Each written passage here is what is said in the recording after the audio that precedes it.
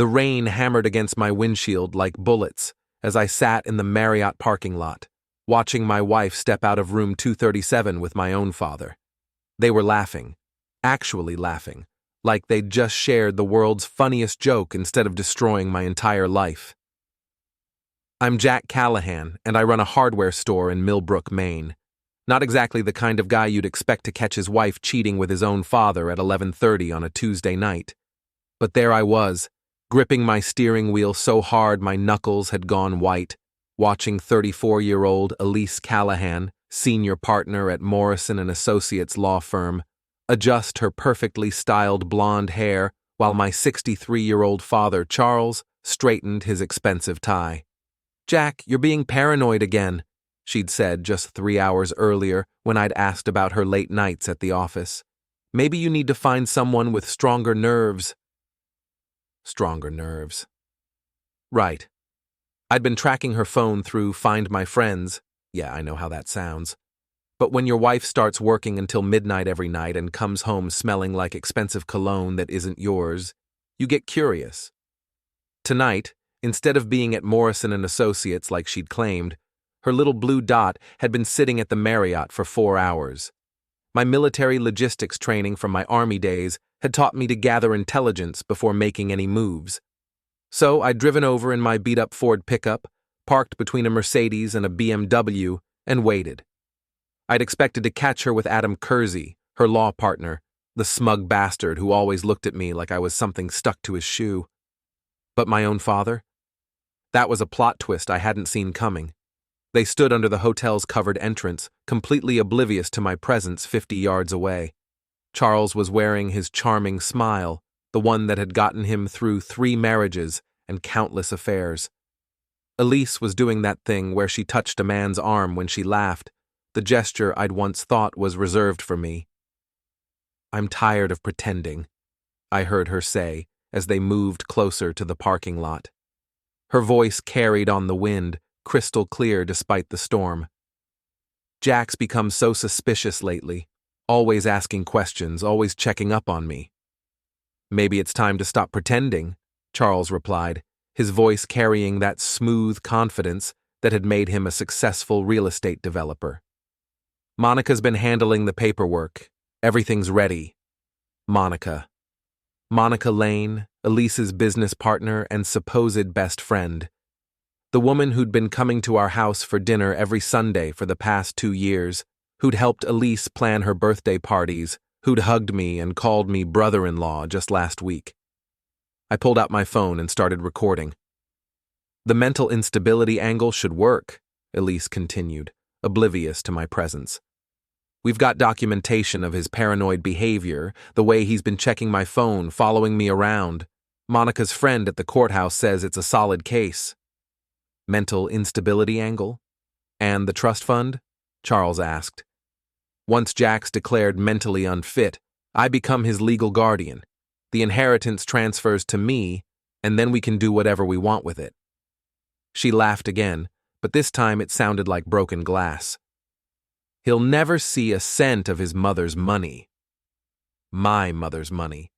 The trust fund she'd set up before she died, the one that was supposed to come to me on my 40th birthday next month. $2.3 million that Elise apparently planned to steal by having me declared insane.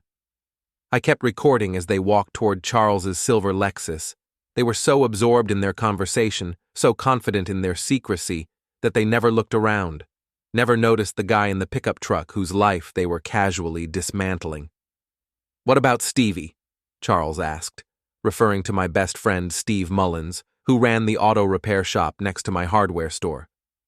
"What about him?" Elise's voice was dismissive. "He's just a mechanic. No one's going to listen to him over a senior law partner and a respected businessman." They reached the Lexus, and Charles opened the passenger door for her.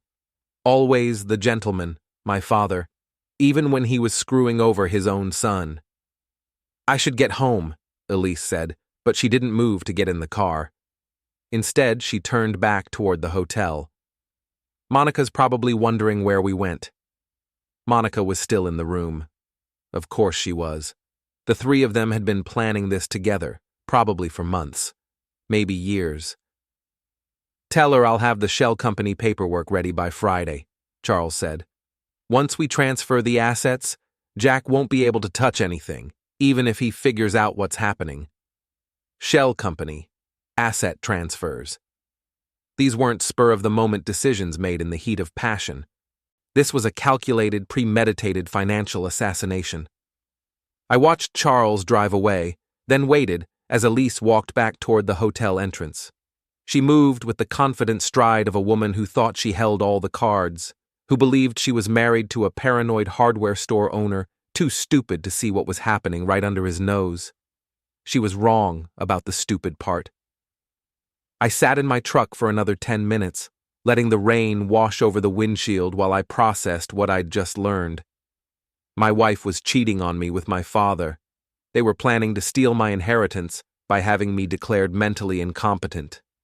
My wife's best friend was helping them, and they thought I was too paranoid and unstable to do anything about it. That was their first mistake. I started the engine and drove home to our house on Elm Street, the house I'd bought with my army savings, the house I'd renovated myself, the house where I'd planned to raise kids with the woman who was currently plotting my financial and legal destruction, the house where I was about to plan hers. Elise came home at 1:47 a.m., slipping into bed beside me like nothing had happened. She smelled like Charles's cologne, the same expensive stuff he'd been wearing since his second divorce. She thought I was asleep. I lay there in the dark, listening to her breathing, feeling the warmth of her body next to mine, and realized something fundamental had changed. The man who'd driven to that hotel tonight had been her husband. The man lying in bed now was something else entirely. I was her reckoning. Before we dive deeper into this story, I have one small request. Please subscribe, drop a like, comment, and hit that hype button to boost this channel so more people can discover these incredible Reddit stories. The next morning, I made Elise coffee and scrambled eggs like I had every morning for the past 6 years of our marriage. She sat at our kitchen table in her silk robe, scrolling through her phone, completely comfortable in her deception. "You were late last night," I said, keeping my voice casual. "Depositions ran long," she replied without looking up. "You know how it is with the Morrison case." There was no Morrison case. I'd checked their firm's website while she was in the shower, but I just nodded and refilled her coffee cup. "I'm thinking about taking a trip to visit my sister in Portland this weekend," she said. "Monica might come with me." Another lie. Her sister lived in Seattle, and I was betting Monica would be busy with shell company paperwork. "Sounds good," I said. "I'll probably hang out with Stevie, work on some projects." After Elise left for the office in her white BMW, I walked next door to Mullins Auto Repair. Stevie Mullins had been my best friend since high school. He was one of those guys who could fix anything with an engine and had an uncanny ability to read people. If anyone would believe what I'd discovered, it would be Stevie. I found him under the hood of a Chevy Tahoe, his grease-stained coveralls and Red Sox cap making him look like Central Casting's idea of a small-town mechanic. But Stevie was sharper than most people gave him credit for. "You look like hell," he said when he saw me. "Feel worse." I handed him the coffee I'd brought from the store. "I need to show you something." We went into his office, a cluttered space that smelled like motor oil and coffee, and I played him the recording from the hotel parking lot. Stevie's expression grew darker with each revelation. "Jesus Christ, Jack," he said when it finished. "Your own father? Gets better. They're planning to have me declared mentally incompetent so Elise can steal my inheritance." Stevie was quiet for a long moment, processing. Then, "What do you need?" That's why I loved the guy. No questions about whether I was sure, no suggestions to work things out, no platitudes about forgiveness, just, "What do you need?" Information and help with some technical stuff. You got it. My first stop was Danny Morrison, a private investigator who'd retired from the Maine State Police 5 years earlier. Danny ran a one-man operation out of a strip mall office, but he was thorough and discreet. More importantly, He owed me a favor from when I'd helped him install a security system at his house. Danny was a thin, weathered man in his 50s who looked like he'd seen everything twice. He listened to my story without interruption, occasionally making notes in a battered notebook. "How long you been married?" he asked when I finished. 6 years. "And your father?" "Widowed 3 years ago. He's been active in the dating scene." Danny snorted. "Active, that's one way to put it. I know Charlie Callahan by reputation. Guy's got a type." "Young and married?" "Rich and vulnerable." Danny leaned back in his chair. "What exactly do you want me to find?" "Everything. Financial records, communications, the shell company they mentioned. I want to know how deep this goes and how long it's been going on." "That's not going to be cheap." I slid an envelope across his desk. "That's $5,000. There's more if you need it." Danny opened the envelope and whistled. "Where'd a hardware store owner get this kind of cash?" "I've been saving for a new truck." I hadn't been, but Danny didn't need to know that. The money was from a savings account Elise didn't know about. My emergency fund. Turned out this qualified as an emergency. "All right, give me a week." While Danny worked his contacts, I started my own investigation. My Army experience had taught me that logistics win wars, and information is the most important supply line. I needed to know exactly what I was up against before I could plan my counterattack. I started with our joint bank accounts. Elise handled most of our finances, but I still had access to everything. What I found made my stomach turn. Over the past 6 months, she'd been moving money into accounts I didn't recognize. Small amounts, 500 here, 1,000 there, nothing that would trigger alerts, but it added up to nearly $30,000. I traced the accounts using online banking tools and found they all led back to a company called Coastal Holdings, LLC. A little more digging revealed that Coastal Holdings had been incorporated 4 months ago, with Monica Lane listed as the registered agent. They'd been planning this for at least 4 months. I installed a dash cam in Elise's BMW while she was at work. It looked like a standard rearview mirror, but it recorded everything and uploaded to a cloud server I controlled. I also placed a small GPS tracker under her car, the kind parents use to monitor teenage drivers. Completely legal, since the car was registered in both our names. That evening, Elise came home with Chinese takeout and a bottle of wine. "I thought we could have a nice dinner together," she said, smiling like she hadn't spent the previous night planning my destruction. "We haven't been connecting lately." Connecting. Right. We ate lo mein and talked about her work, my store, the weather, all the safe, surface-level conversations that married couples have when they're avoiding the real issues. She was good at it, I had to admit. If I hadn't seen her at that hotel, hadn't heard her voice on that recording, I might have believed everything was normal. "I've been thinking," she said over her second glass of wine. "Maybe we should consider couples therapy." "Therapy?" "You've been so tense lately, so suspicious. I think it would help us work through whatever's bothering you." Couples therapy, where she could paint me as the paranoid, unstable husband while positioning herself as the concerned, supportive wife. Where a licensed therapist would document my erratic behavior and unfounded accusations. "That's a great idea," I said. "I'll look into it." Her smile was radiant. "I'm so glad you're open to it. I really want us to work through this rough patch." Rough patch. Like my discovering her betrayal was just a minor relationship hiccup. After dinner, while she graded legal briefs in the living room, I went down to the basement. Our house was built in the 1940s, and the basement was one of those old New England stone foundations with thick walls and small windows. I'd set up a workshop down there, tools, workbench, storage shelves lined with hardware and supplies. Tonight, I cleared off the workbench and spread out everything I'd learned so far. Bank records, incorporation documents, photos from the hotel, the audio recording. I pinned it all to a corkboard like a detective in a crime drama. Looking at it laid out like that, I could see the scope of their plan. This wasn't a simple affair or even a straightforward divorce.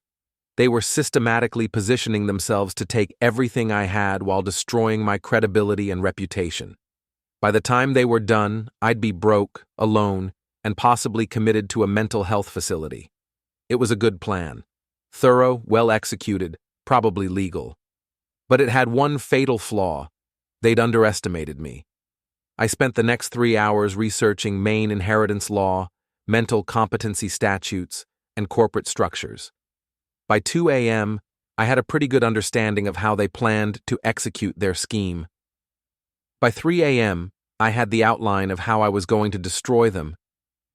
Danny called me Thursday morning with his initial findings. "Your wife's been busy," he said. "Meet me at Murphy's Diner in an hour." Murphy's was a greasy spoon on the outskirts of town, the kind of place where truckers and construction workers grabbed coffee at 5 a.m. Danny was already in a back booth when I arrived, a manila folder on the table in front of him. "Coffee?" asked the waitress, a tired-looking woman in her 50s. "Please," I said, sliding into the booth across from Danny. He waited until she was gone, then opened the folder. Coastal Holdings LLC was incorporated on March 15th. Monica Lane is listed as the registered agent, but the real owners are hidden behind a series of shell companies. Took some digging, but I traced it back to your wife and father. He slid a document across the table. They've been moving money into Coastal Holdings for 4 months. Not just from your joint accounts. Your father's been contributing too. We're talking about almost $200,000. $200,000. My hands tightened around my coffee cup. "There's more," Danny continued. "Your wife's been meeting with a psychiatrist named Dr. Patricia Hendricks. 3 appointments over the past month." "I don't have a psychiatrist." "No, but your wife's been telling Dr. Hendricks about your concerning behavior. Paranoia, mood swings, erratic spending, obsessive thoughts. She's building a case file." The coffee tasted like ash in my mouth. "How'd you find this out?" "Dr. Hendricks' receptionist is my cousin's daughter. She mentioned that a lawyer had been coming in, talking about her husband's mental health issues. Didn't take much to put 2 and 2 together." Danny pulled out another document. "This is the real kicker. Your wife filed a petition with the probate court last week requesting a competency evaluation. It's scheduled for next Friday." Next Friday. The day before my 40th birthday, when the trust fund was supposed to transfer to me. "If the evaluation goes their way," Danny continued, "Elise becomes your legal guardian and controls all your assets, including the inheritance. The whole thing's designed to look like she's protecting you from yourself." I stared at the documents, feeling a cold rage building in my chest. They'd thought of everything, every angle, every contingency, every legal loophole. "There's one more thing," Danny said. "Monica Lane's been having financial problems. Her law practice is hemorrhaging money, bad investments, expensive divorce, some gambling debts. She's desperate. So Elise offered her a way out. Looks like it. In exchange for helping with the shell company and providing testimony about your mental state, Monica gets a cut of the inheritance." I paid Danny and drove back to the store, my mind racing. I had 8 days until the competency evaluation. 8 days to turn the tables on 3 people who thought they were smarter than me. That afternoon, I called Monica. "Jack," she said, sounding genuinely pleased to hear from me. "How are you doing?" "I've been better," I said. "Listen, I was wondering if we could grab drinks tonight. I need to talk to someone about Elise and me, and you know her better than anyone." There was a pause. "Is everything okay?" "Just some marriage stuff. You know how it is." "Of course. How about Flanagan's at 7? Flanagan's was a bar down by the docks, the kind of place where longshoremen and fishermen went to drink away their problems. Dark, loud, and equipped with security cameras that hadn't worked in years. Perfect for what I had in mind. I got there early and chose a table in the back corner. Monica arrived at 7:15 looking nervous.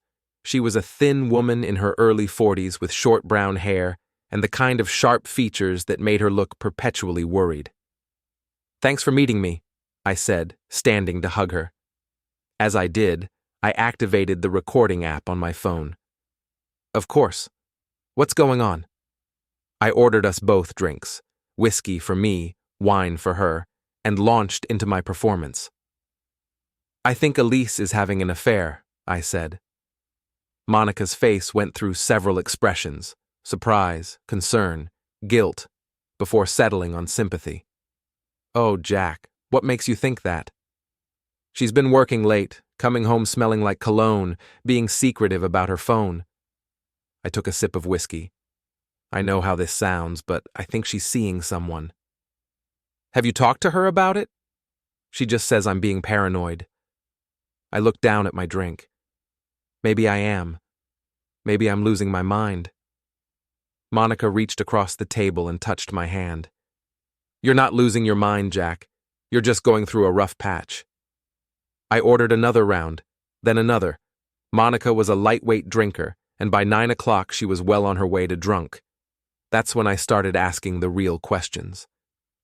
I keep wondering if there are things about Elise I don't know, I said. Financial stuff, legal stuff. She handles all our money, and sometimes I feel like I'm in the dark. What do you mean? Like, does she have other accounts I don't know about? Other investments?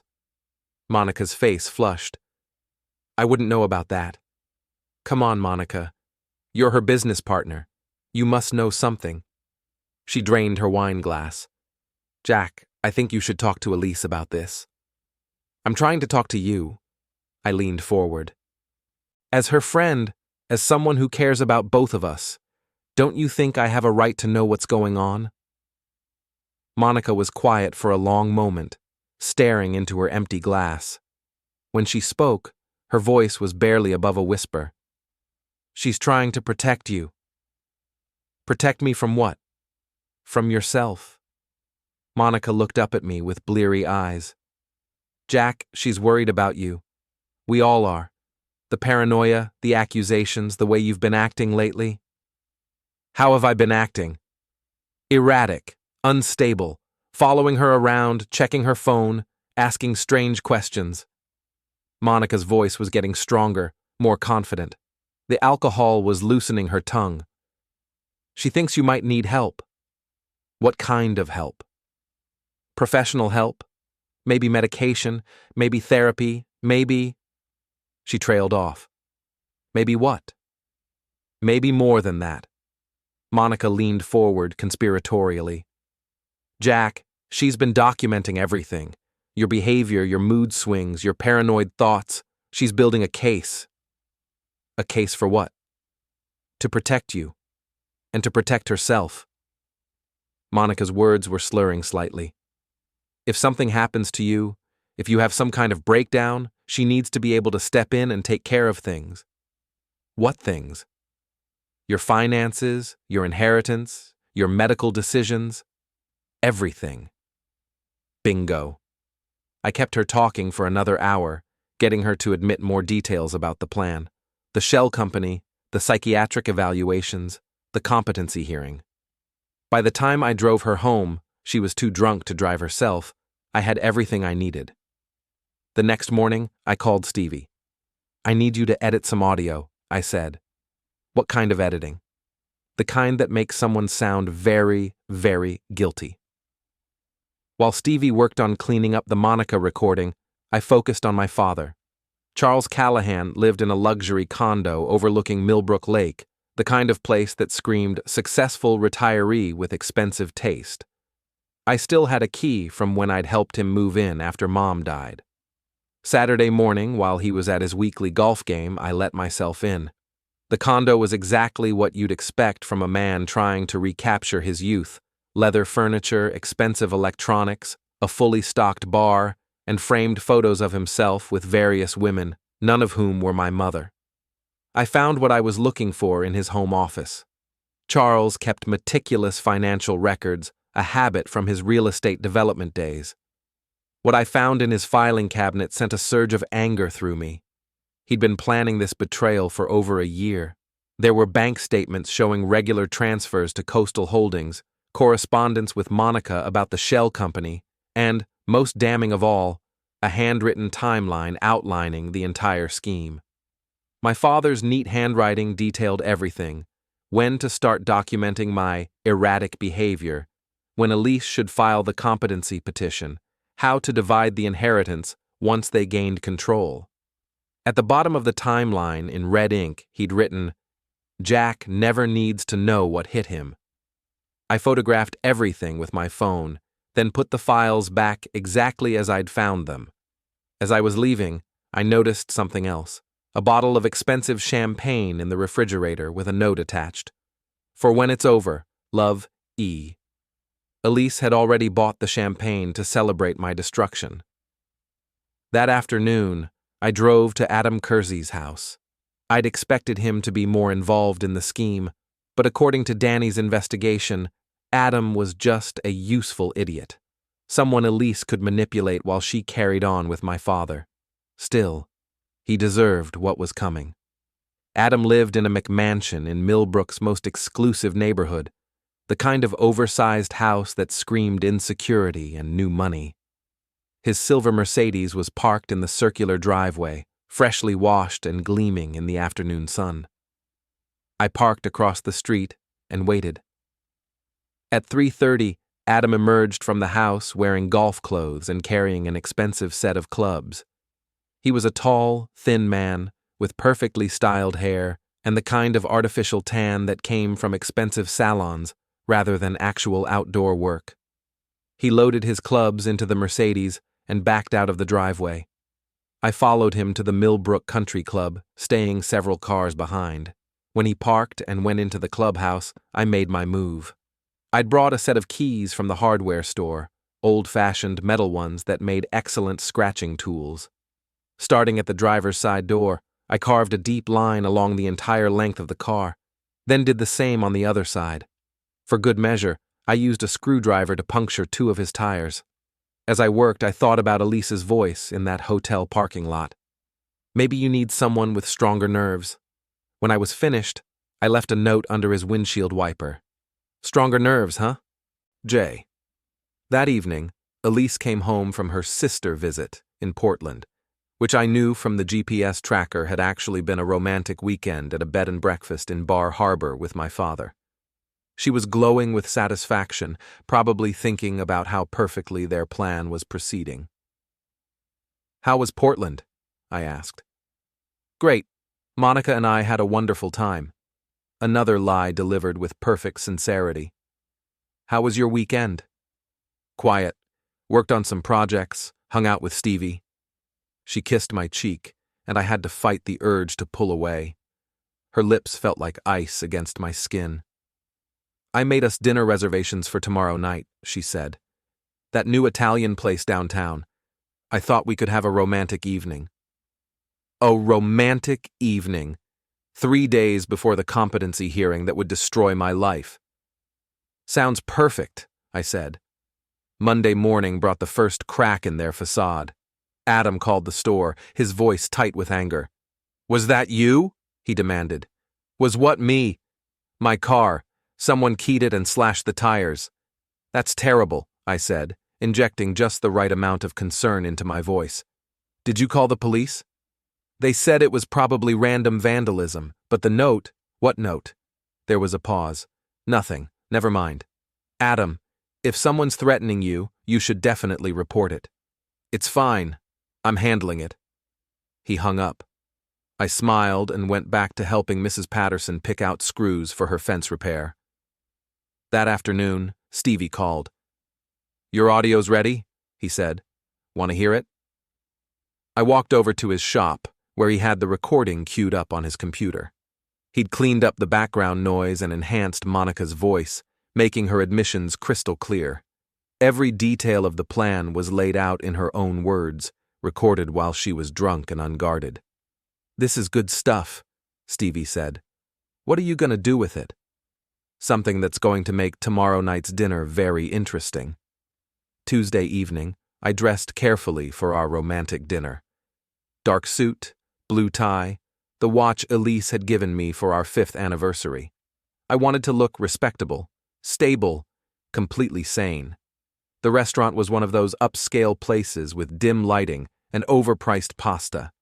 Elise had chosen a table by the window, probably so we could be seen by other diners. More witnesses to her devoted wife act. "You look handsome tonight," she said, reaching across the table to touch my hand.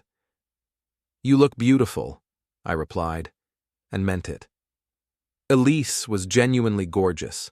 Blonde hair, green eyes, the kind of classic beauty that turned heads. It made her betrayal somehow worse.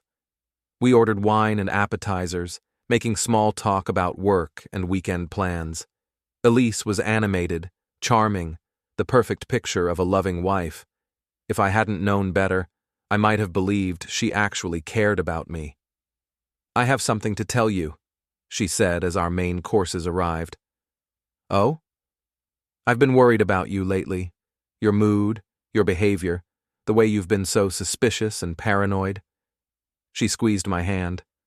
"I think you should see someone." "See someone?" "A professional, a psychiatrist who can help you work through whatever's bothering you." I took a sip of wine, buying time.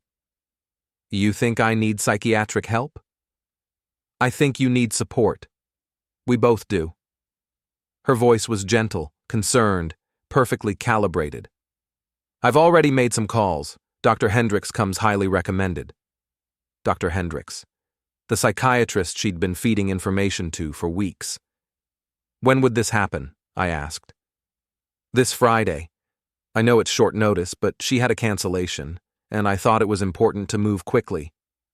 Friday, the day of the competency evaluation she thought I didn't know about. "Elise," I said carefully, "is there something you're not telling me?" Her face was a masterpiece of innocent confusion. "What do you mean?" "About us. About our marriage. About our finances." "Jack, what are you talking about?" I pulled out my phone and placed it on the table between us. "I'm talking about this." I pressed play. Monica's voice filled the space between us, slightly distorted by the restaurant's ambient noise, but perfectly audible. "She's been documenting everything, your behavior, your mood swings, your paranoid thoughts. She's building a case." Elise's face went white. "To protect you, and to protect herself. If something happens to you, if you have some kind of breakdown, she needs to be able to step in and take care of things. Your finances, your inheritance, your medical decisions. Everything." I stopped the recording and looked at my wife. Her mouth was open, her eyes wide with shock. For the first time since I'd known her, Elise Callahan was speechless. "Stronger nerves," I said quietly. "Isn't that what you said I needed?" Elise recovered quickly. I had to give her that. Within seconds, her shock had transformed into righteous indignation. "You recorded Monica without her permission?" she hissed, keeping her voice low so the other diners wouldn't hear. "That's illegal, Jack, and it proves exactly what I've been saying about your paranoid behavior." "Is it paranoid if they're actually out to get you?" "No one's out to get you.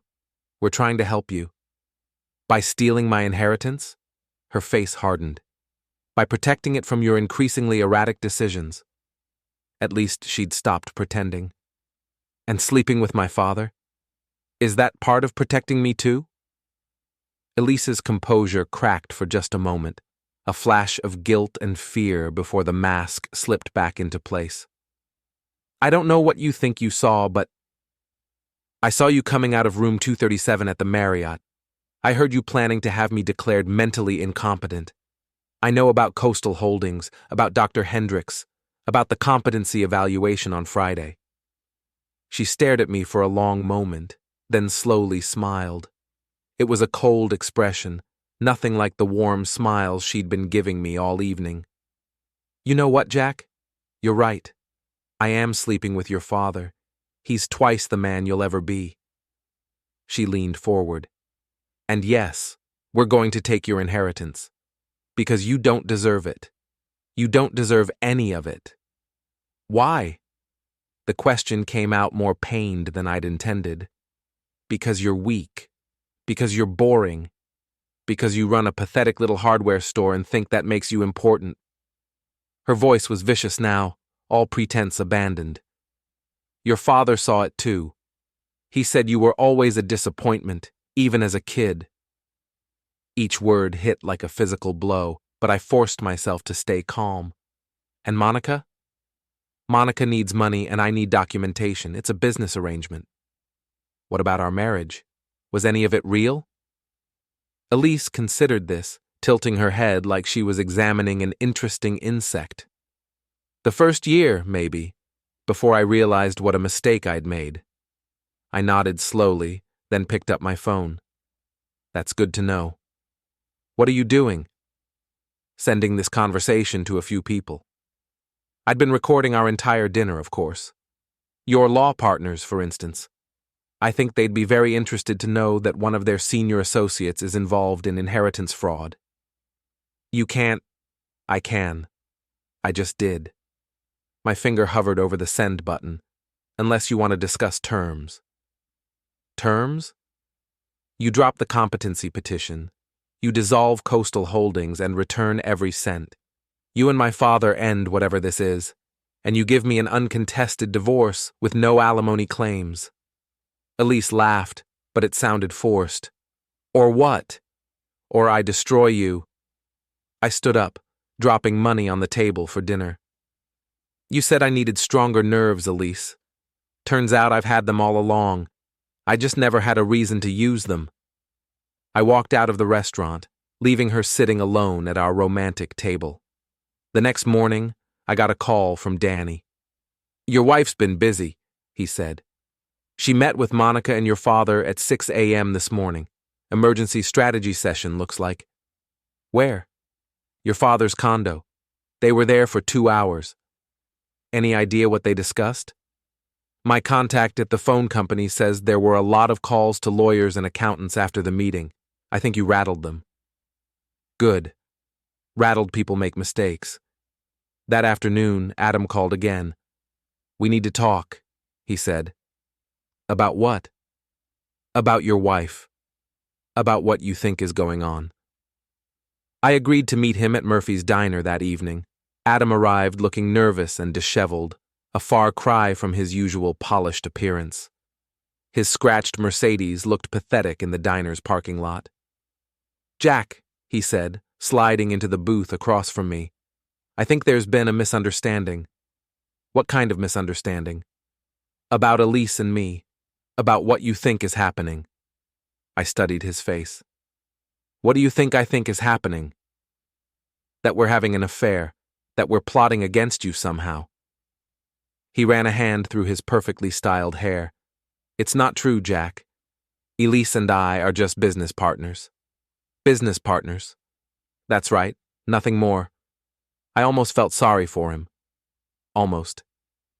Adam, I said gently. Do you know where Elise was last weekend? Portland, with Monica. She was in Bar Harbor, with my father. His face went through several expressions: confusion, realization, hurt, anger. That's impossible, he said, but his voice lacked conviction. I showed him photos from the GPS tracker. Elise's car parked at the Ocean View Inn, a romantic bed and breakfast 50 miles from where she'd claimed to be. She's been using you, I said, stringing you along while she carried on with Charles. You're not her partner, Adam. You're her cover story. He stared at the photos for a long moment, then looked up at me with wounded eyes. What do you want? Information. About the shell company. About the financial transfers. About anything else you know. I don't know anything about a shell company. But you know something. He was quiet for several minutes, wrestling with his conscience. Finally. There's a safe in Elise's office.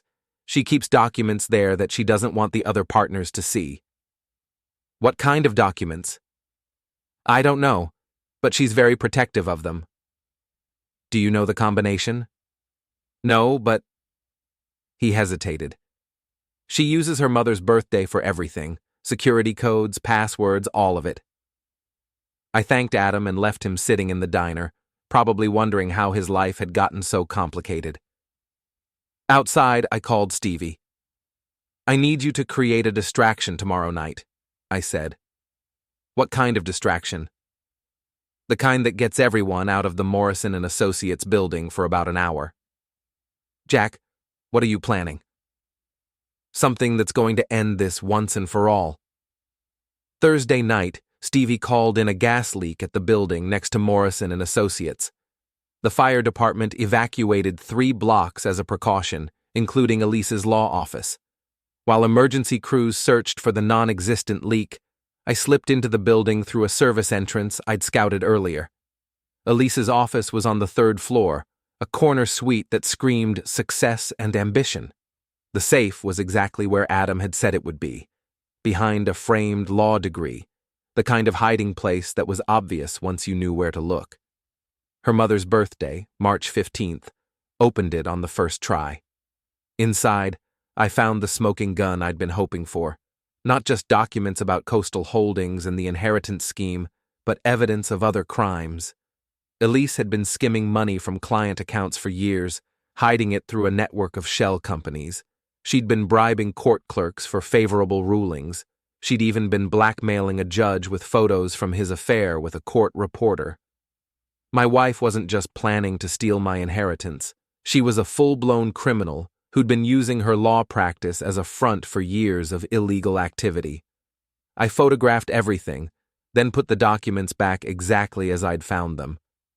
As I was leaving, I placed a small wireless camera in her office, hidden behind a law book where it would have a clear view of her desk and safe. The next morning, Friday, the day of the competency evaluation I wasn't supposed to know about, I made my final preparations. I called Dr. Hendrix's office and canceled the appointment, claiming a family emergency. Then I called the probate court and requested a postponement of the competency petition, citing new evidence that needed to be reviewed. At 10 a.m., I walked into the offices of Morrison and Associates and asked to speak with the managing partner, Harold Morrison himself. Morrison was a distinguished man in his 60s, the kind of old-school lawyer who still wore 3-piece suits and kept a pocket watch. His office was lined with law books and filled with the kind of dark wood furniture that suggested permanence and respectability. "Mr. Callahan," he said, standing to shake my hand. "What can I do for you?" "I need to report criminal activity by one of your partners." His eyebrows rose. "That's a serious accusation. I have serious evidence." I spent the next hour laying out everything I'd discovered: the inheritance fraud, the client account theft, the bribery, the blackmail. I showed him photographs, played him recordings, walked him through financial documents that painted a picture of systematic criminal behavior. Morrison listened without interruption, his expression growing graver with each revelation. "These are extraordinary allegations," he said when I finished, "with extraordinary evidence to support them." "Why are you bringing this to me instead of the police?" "Because I want to give Elise a chance to make this right before it becomes a criminal matter. She's still my wife, Mr. Morrison. I don't want to destroy her unless I have to." It was a lie, of course. I absolutely wanted to destroy her. But Morrison didn't need to know that. "What do you propose?" "A meeting, tonight. Elise, my father, Monica, and me. Let them know what I've discovered and give them a chance to come clean." Morrison nodded slowly. "Where?" "My house. 7 o'clock. After I left Morrison's office, I made one more stop: the Millbrook Gazette, our local newspaper. The editor, Sarah Chen, was a former investigative reporter who'd moved to Maine for the slower pace but still had an eye for a good story. "Jack Callahan," she said when I walked into her office. "I haven't seen you since the Chamber of Commerce dinner. What brings you by?" "I have a story for you, about corruption in the local legal system." Sarah's eyes lit up. "I'm listening." I gave her a condensed version of what I'd told Morrison, along with copies of the most damning documents. She asked sharp questions, took detailed notes, and promised to have the story ready for publication by Sunday. "This is front-page material," she said. "Are you sure you want to go public with this?" "I'm sure." That evening, I prepared my house for the final confrontation. I set up cameras in the living room, dining room, and kitchen, all hidden, all recording to cloud storage that couldn't be erased or destroyed. I activated the live streaming function on my phone, sending the feed to both Stevie and Danny as backup. Then I waited. Elise arrived first, at exactly 7 o'clock. She looked composed, confident, ready for what she thought would be another manipulation session. "Jack," she said, kissing my cheek like nothing had changed. "I'm glad you called. We need to talk about what happened at dinner." "We will, as soon as the others get here." "Others? Your co-conspirators." Her composure slipped slightly, but she recovered quickly. "I don't know what you mean." Monica arrived 10 minutes later, looking nervous. Charles was right behind her, wearing his usual charming smile.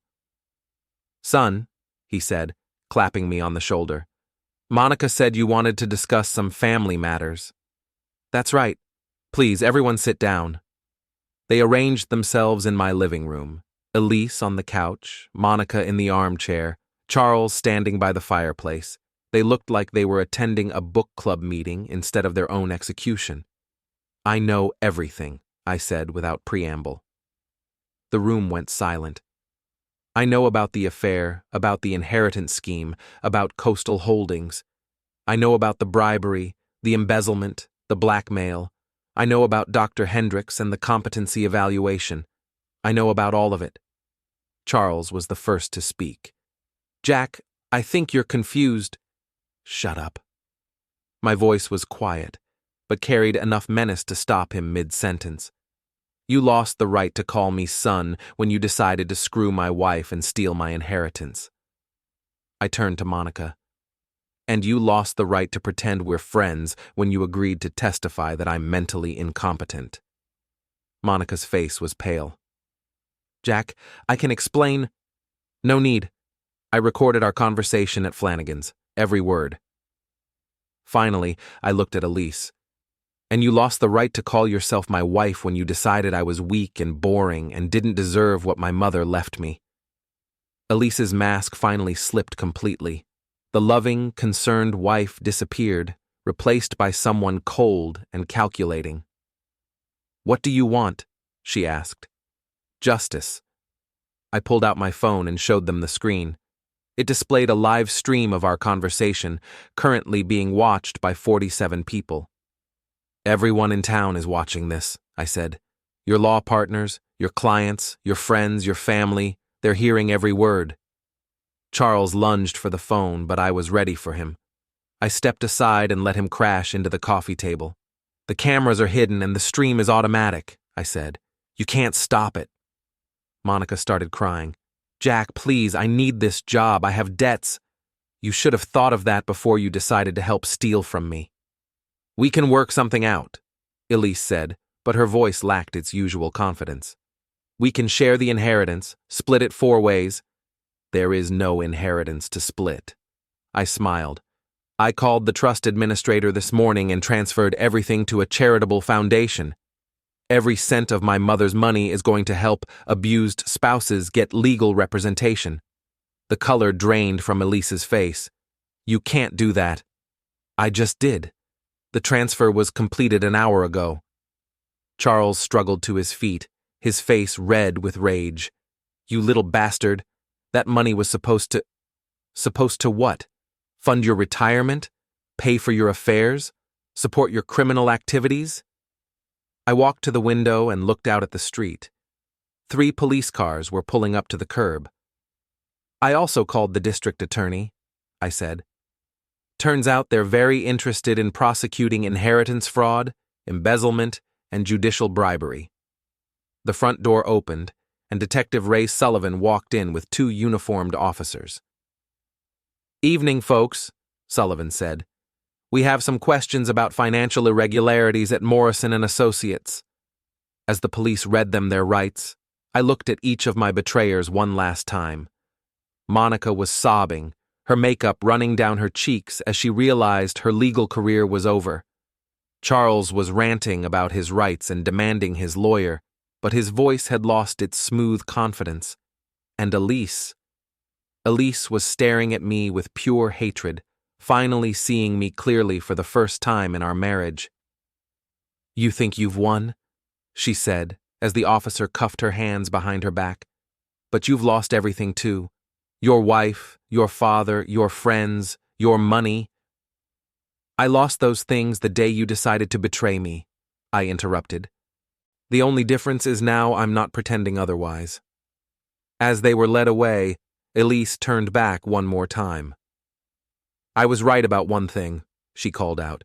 "You did need stronger nerves."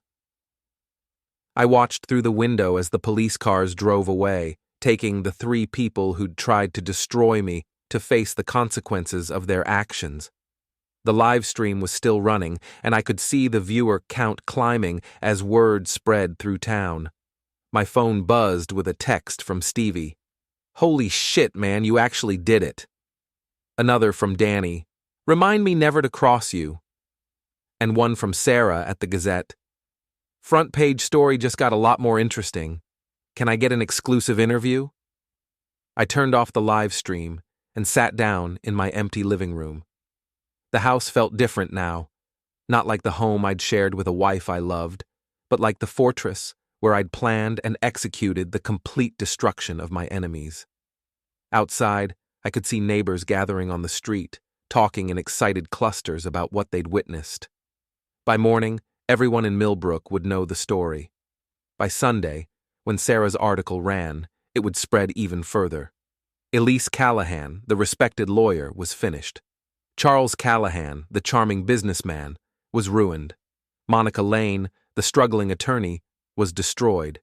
And Jack Callahan, the boring hardware store owner they'd underestimated, had orchestrated it all. I poured myself a glass of whiskey and raised it in a toast to my empty house. "Stronger nerves," I said aloud. Turns out I had them all along. 6 months later, I sat in the same living room, reading the final news about my former tormentors. Elise had been sentenced to 5 years in federal prison for embezzlement and fraud. Charles got 3 years for his role in the inheritance scheme. Monica lost her law license and declared bankruptcy. The house was quiet, but it was a peaceful quiet now. I'd kept the hardware store, kept my friendship with Stevie, kept my dignity and self-respect. I'd lost a wife who never loved me, a father who never respected me, and a fortune I never really needed. It seemed like a fair trade. My phone rang. It was Sarah from the Gazette. "Jack, I'm working on a follow-up story about recovery after betrayal. Any thoughts on how you've moved forward?" I looked around my clean, quiet house, then out the window at the town where everyone now knew my story. "Some people think revenge is about getting even," I said. "But it's not. It's about getting justice. And justice isn't about what you take from someone. It's about what you make them face about themselves." That's very philosophical. I had a lot of time to think about it. After I hung up, I went back to my book. Outside, life in Millbrook continued as it always had. But now everyone knew that the quiet guy who ran the hardware store wasn't quite as quiet as he seemed. And sometimes, the strongest nerves belong to the people you'd least expect.